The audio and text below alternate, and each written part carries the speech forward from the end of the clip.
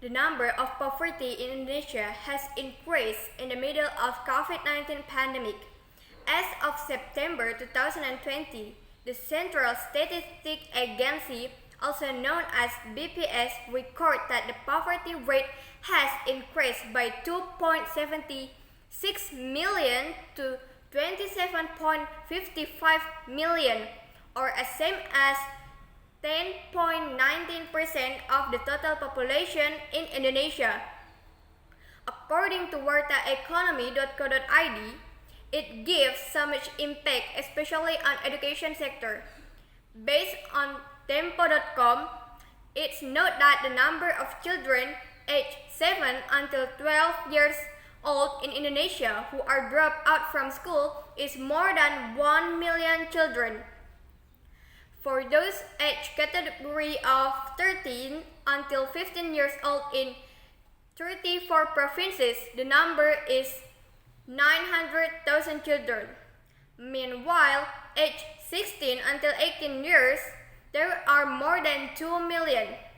Overall, the number of Indonesian children who are not in school is touching more than 4 million children. That's why we as the government team agree to this motion. And the government believe that the scholarship should be granted for those children who's in need. As support from the government in purpose to increase the education quality and to minimize the number of children that are dropped out from school due to the poverty. The scholarship that are granted is for every level of education, from primary school until high school or even university.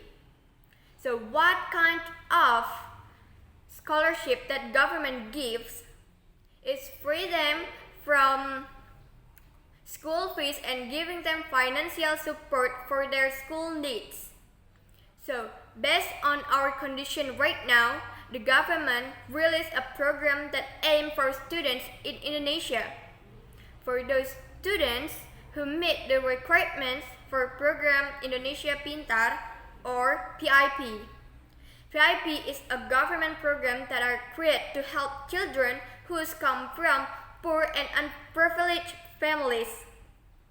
This program aims to ensure that children will continue to receive educational service until they finish their education. So, students will receive case assistance according to the level of education currently being pursued. The following is the nominal case assistance received by students according to the school level based on information from the official website of the Ministry of Education.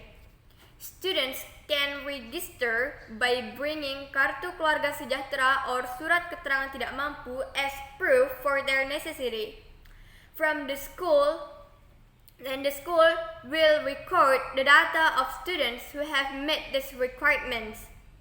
Furthermore, the data will be sent to the local government of education around them. Schools that are already under the hold of Ministry of Education are required to enter student data for prospective KIP reception.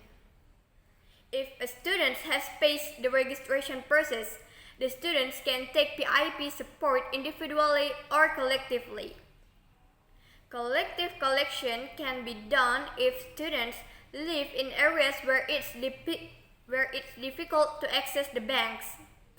So, as stated from the motion, that this House believes that scholarship should be only granted to those in need in order to increasing the education quality and to minimize the number of dropouts from school.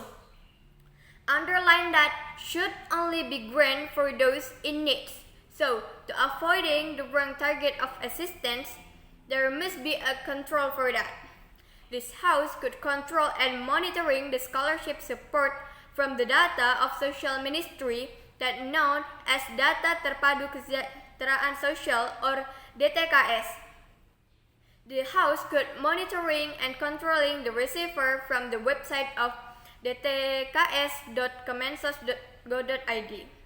Those help are provided by both the Ministry of Education and social the assistance and the monitoring. So, in conclusion, we believe that scholarship should be only be granted for those in needs because they are the one who deserve it, especially for those who has prestation and good grades.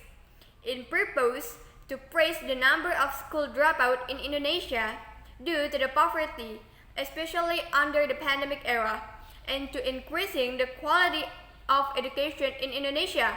That's why once again we as the government team agree to this motion.